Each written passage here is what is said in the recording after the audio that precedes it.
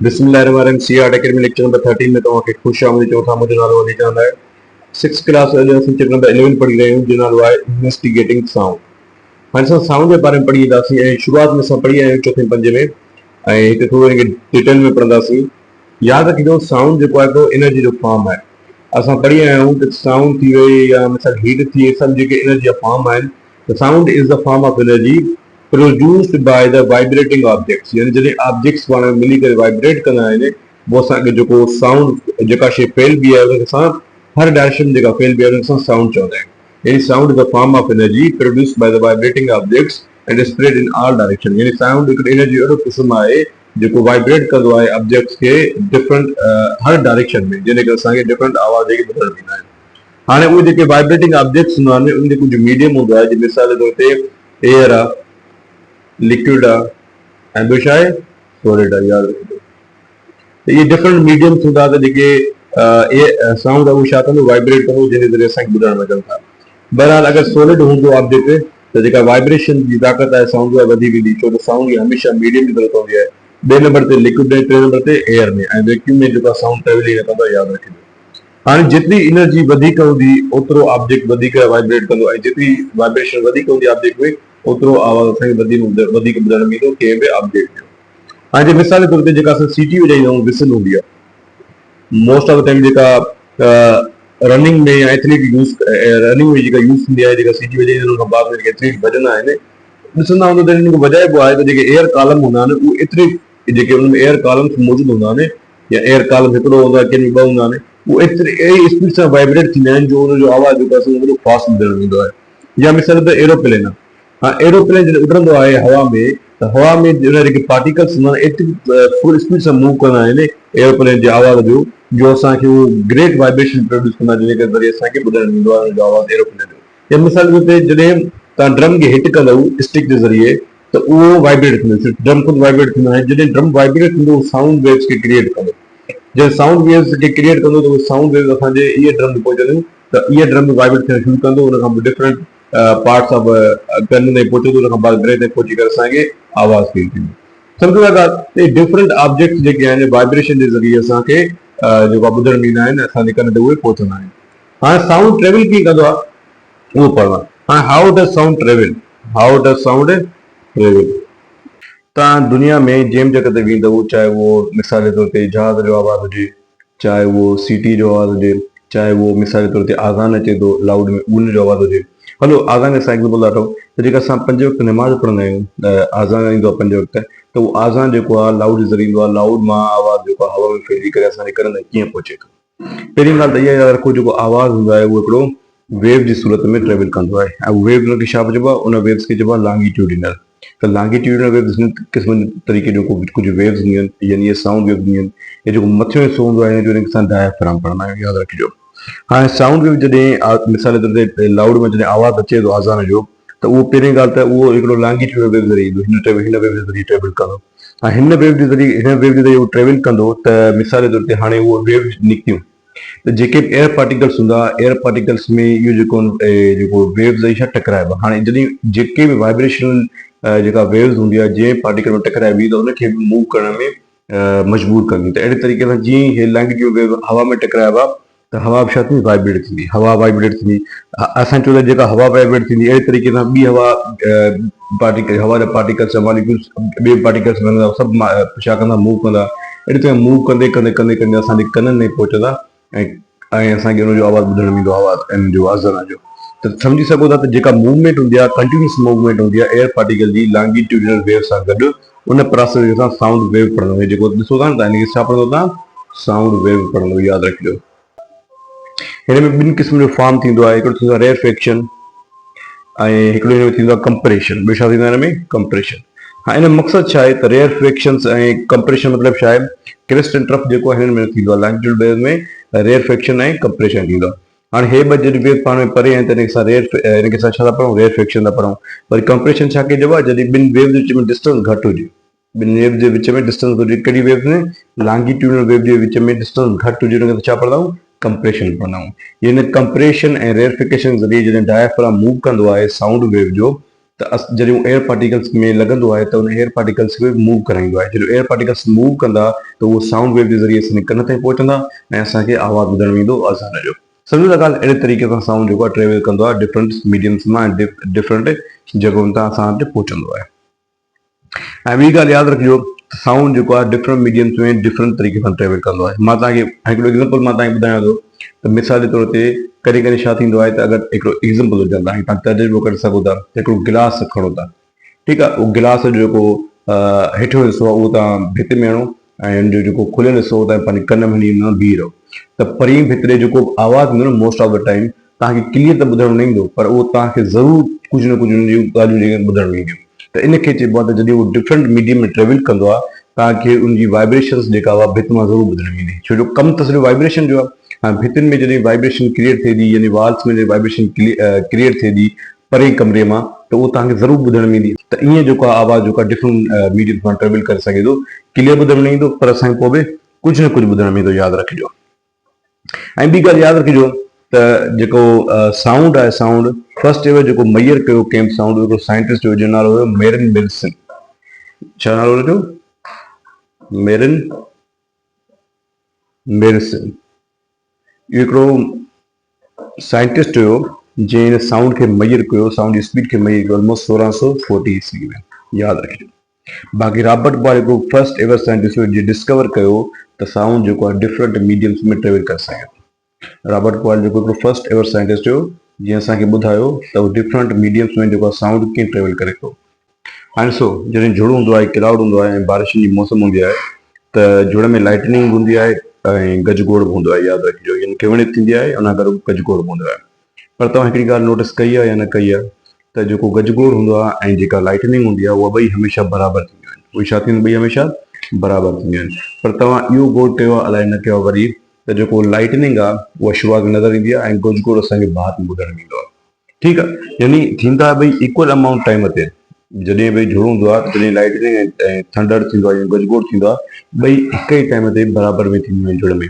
पर असांखे लाइटनिंग जेका हूंदी आहे उहा पहिरियों ॾिसण में ईंदी आहे, गजगोड़ जेको ऑलमोस्ट 2 या 3 सेकंड खां बाद में ॿुधण में ईंदो आहे। इन रीज़न छा आहे? इन रीज़न सिर्फ़ु इहो ई आहे त जेका लाइट जी स्पीड आहे उहा साउंड जे मुक़ाबिले तमामु घणी आहे। यानी जेका तक़रीबन लाइट जी स्पीड आहे उहा 3 लख किलोमीटर पर सेकंड आहे। उहा छा आहे? 3 लख किलोमीटर पर सेकंड आहे। या अगरि मीटर में चओ त 3 × 10⁸ मीटर पर सेकंड आहे, यादि रखिजो। त लाइट जी जेका स्पीड आहे उहा एज़ कम्पेयर टू साउंड जी तमामु घणी आहे। त अगरि लाइट ऐं स्पीड हिकु जॻह ते तव्हां छॾींदो ॿिन्ही खे, त जेका लाइट हूंदी उहा कंहिं बि ऑब्जेक्ट ते जल्दी पहुची वेंदी या कंहिं बि जेको आहे टारगेट ते जल्दी पहुचंदी। जेको आवाज़ हूंदो उहो 3 या 4 सेकंड खां लेट पहुचंदो। इन रीज़न इहो आहे त लाइटनिंग हमेशह जेको आहे जल्दी असांखे ज़ाहिर थींदी आहे एज़ कम्पेयर टू थंडर ते, हालांकि जॾहिं ॿई ट्रेवल जल्दी कंदा आहिनि। हाणे जेको आवाज़ हूंदो आहे, साउंड हूंदो आहे, त साउंड हमेशह जेको ट्रेवल कंदो आहे उन में वधीक ट्रेवल कंदो आहे ऑब्जेक्ट्स में जंहिंजी डेंसिटी वधीक हूंदी आहे। की डेंसिटी छा हूंदी आहे? वधीक हूंदी आहे। डेंसिटी मतिलबु घाटाण। डेंसिटी मतिलबु छा? घाटाण। घाटाण जंहिंमें वधीक हूंदी उन में जेको आहे मोस्ट ऑफ द टाइम जेको आहे साउंड छा कंदो? ट्रेवल वधीक कंदो। तव्हांखे ख़बर आहे त सॉलिड जी डेंसिटी लिक्विड खां वधीक हूंदी आहे, पर लिक्विड डेंसिटी गैस खां वधीक हूंदी आहे। त इन मतिलबु इहो आहे त जेको आवाज़ आहे उहो सॉलिड में वधीक ट्रेवल कंदो आहे एज़ कम्पेयर टू लिक्विड जे। लिक्विड वधीक ट्रेवल कंदो आहे एज़ कम्पेयर टू गैस जे। ऐं तव्हांखे मां ॿुधायमि त लॉन्गिट्यूडनल वेव जे ज़रिए आवाज़ ट्रेवल कंदो आहे ऐं हुन खां वैक्यूम में ट्रेवल न कंदो आहे, यादि रखिजो। इहो मोस्ट रिपीटेड MCQs आहे जेको ईंदो आहे मोस्टली टेस्ट में। ऐं ॿी ॻाल्हि यादि रखिजो त 2 या 3 पार्टिकल्स जे बारे में पढ़ाए छॾियो जिन में ट्रेवल कंदो आहे आवाज़। हाणे मिसाल जे तौर ते जेको आवाज़ आहे उहो एयर में ऑलमोस्ट 332 मीटर पर सेकंड ट्रेवल कंदो आहे। हाणे तव्हां हिन में अंदाज़ो हणिजो आहे। ऐं सी वाटर आहे, यानी पाणी या लिक्विड आहे, जेको सी वाटर में जेको वाटर ट्रेवल कंदो आहे ऑलमोस्ट साउंड 1530 मीटर पर सेकंड। ऐं मिसाल एल्यूमिनियम, हाणे एल्यूमिनियम हिकिड़ो क़िस्म जो मेटल आहे या तव्हां चई सघो था इहो हिकिड़ो सॉलिड आहे। त एल्यूमिनियम में जेको ट्रेवल कंदो आहे साउंड उहा 6420 मीटर पर सेकंड, ठीकु आहे। ॿिया एग्ज़ाम्पल लिखियल आहे पर 3 माइल लाइ लिखिया आहे त मां तव्हांखे ॿुधायमि त सॉलिड में वधीक ट्रेवल कंदो आहे। त सॉलिड में ट्रेवल 6420 मीटर पर सेकंड, सी वाटर में 1530 मीटर पर सेकंड ऐं एयर में 332 मीटर पर सेकंड। त घणे में घणो जेको आहे साउंड उन में ट्रेवल कंदो आहे जंहिंमें डेंसिटी या घटाण वधीक हूंदी आहे। 2 नंबर ते सी वाटर या लिक्विड में, 3 नंबर ते एयर में, ठीकु आहे।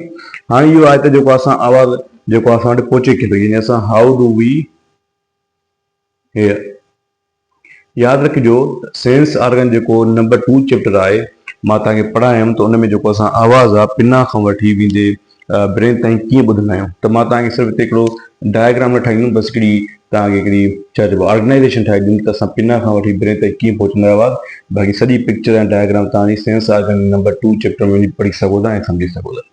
जॾहिं को बि आवाज़ जेको हूंदो आहे साउंड जेको हूंदो आहे वाइब्रेट थींदो आहे त वाइब्रेट थी करे उहो पहिरियों पिना ते पहुचंदो आहे। पिना मतिलबु छा आहे? पिना हिकिड़ो आउटर एयर जो हिसो आहे। पिना खां बाद में जेको साउंड आहे उहो ईयर कैनाल ताईं पहुचंदो आहे। हाणे ईयर कैनाल ऐं पिना जेको आहे इहे ॿई जेके आहिनि आउटर एयर जा हिसा आहिनि। ईयर कैनाल खां पोइ जेको साउंड आहे उहो किथे पहुचंदो आहे? ईयर ड्रम ते पहुचंदो आहे। हाँ ईयर ड्रम ते जॾहिं पहुचंदो त उहो छा थींदो? वाइब्रेट थियणु शुरू थींदो आवाज़। त उते टिनि क़िस्म जा हॾा मौजूदु हूंदा आहिनि जिन खे असां हिकिड़े खे पढ़ंदा आहियूं मेलियस,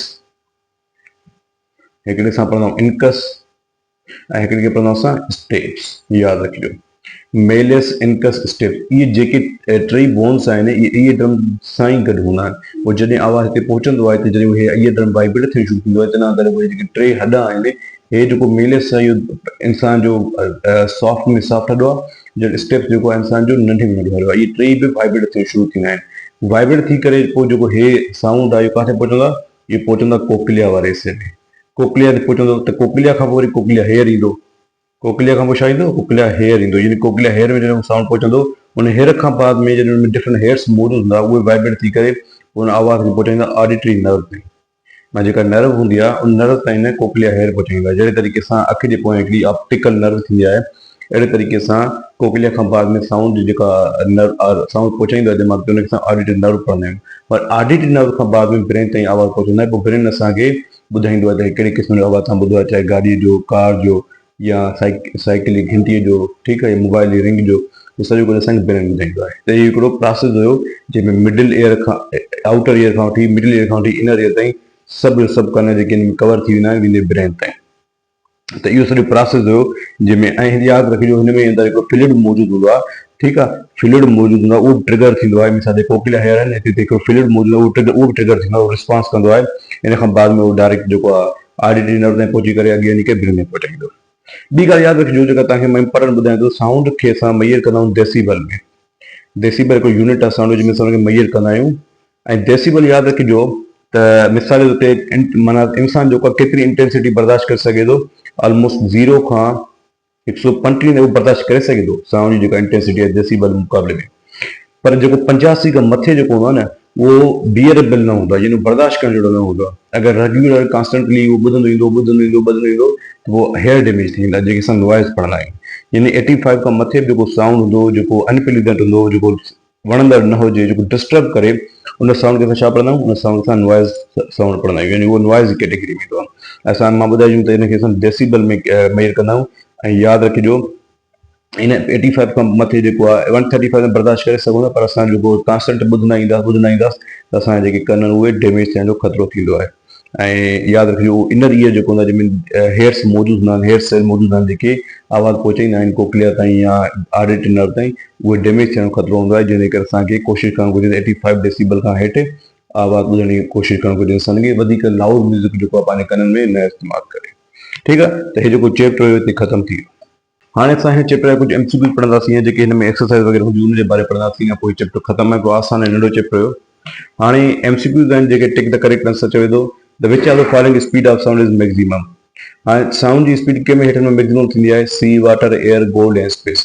ऐं सी वाटर में मां तव्हांखे पढ़ायमि उन में न थींदी आहे, एयर में न थींदी आहे, स्पेस में थींदी न आहे। त gold is a metal and a solid. त सॉलिड में हमेशह तव्हांखे ख़बर आहे साउंड जी स्पीड वधीक थींदी आहे। Number 2, when sound travels through air the air particle. जॾहिं साउंड एयर पार्टिकल्स में मूव कंदो आहे त एयर पार्टिकल छा थींदा? vibrate along the direction of wave propagation, vibrate but not in fixed position, vibrate perpendicular to the direction of wave propagation, vibrate and move in straight line.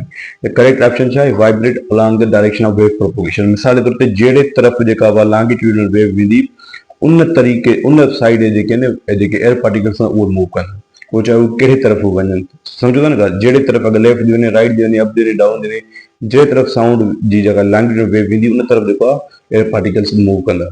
Sound wave first inter, sound wave जेको पहिरियों पहिरियों कक्षा में inter थींदो आहे। Sound wave पहिरियों पहिरियों inter थियूं पढ़ायूं त उहो पहिरियों ईयर कैनाल में इंटर थींदो आहे, पोइ बाद में डिफरेंट पहिरियों पिना खां ईयर कैनाल में इंटर थींदो आहे। The speed of sound in air, air में केतिरी स्पीड हूंदी आहे पाण पढ़ी आया आहिनि। त 300 ऑलमोस्ट 42 स्पीड थींदी आहे, या हिते तव्हां 333 पढ़ी सघो, 333 मीटर पर सेकंड में स्पीड थींदी आहे एयर में। Number 5, when sound waves reach the eardrum, जॾहिं साउंड वेव जेके ईयर ड्रम ते पहुचंदा आहिनि त small bones that lie behind the eardrum carry the vibration to the liquid in the inner ear। मां तव्हांखे ॿुधायमि त जीअं साउंड ईयर ड्रम ते पहुचंदो त टे नंढा हॾा थींदा आहिनि जेके असां मेलियस, इनकस ऐं स्टेप्स पढ़ंदा आहियूं, पोइ उहो जेको आहे साउंड खे वाइब्रेट करे अॻिते डिफरेंट फ्लूइड जे ज़रिए, कोक्लिया जे ज़रिए, कोक्लिया हेयर जे ज़रिए उनखे ऑडिटरी नर्व ताईं पहुचाईंदा, उन खां बाद उहो ब्रेन ताईं पहुचंदो। सम्झो था ॻाल्हि? हाणे हिते ॿियो नंबर सुवाल आहे जेको हिनखे असां करे था छॾूं तकड़ में, त ईयर हाणे हिते असांखे जेको आहे हिकिड़ो इहो चार्ट आहे, हिकिड़ो फ्लो चार्ट आहे, हुनमें दसियो वञे थो त ईयर किनार खां पहिरियों ताईं जेके विच में प्रोसेस अचनि था आवाज़ वञण जी, उहो लिखी ॾेखारे। हाणे मां तव्हांखे ॿुधायां त ईयर किनार थींदो आहे, ईयर किनार खां पोइ छा थींदो आहे, ईयर ड्रम थींदो आहे। छा थींदो आहे? Ear drum. हाणे हिते जो हिकिड़ो हे आहे, हिनखे असां पढ़ंदा, हिन ईयर ड्रम खां पोइ डायरेक्ट जेको आहे ऑसिकल्स में वेंदो। छा वेंदो? OSCILLES, ossicles. ऑसिकल्स जेको आहे टिनि हॾनि खे जेको आहे गॾाए करे पढ़िबो आहे, यानी जेके मेलिस आहे, इनकस आहे, स्टेप्स, इन टिनी हॾनि खे गॾाए करे असां ऑसिकल बि पढ़ंदा आहियूं। हाणे ऑसिकल खां पोइ जेको यानी टिनि हॾनि खां पोइ आवाज़ किथे वेंदो आहे? उहो वेंदो आहे कोक्लिया ताईं।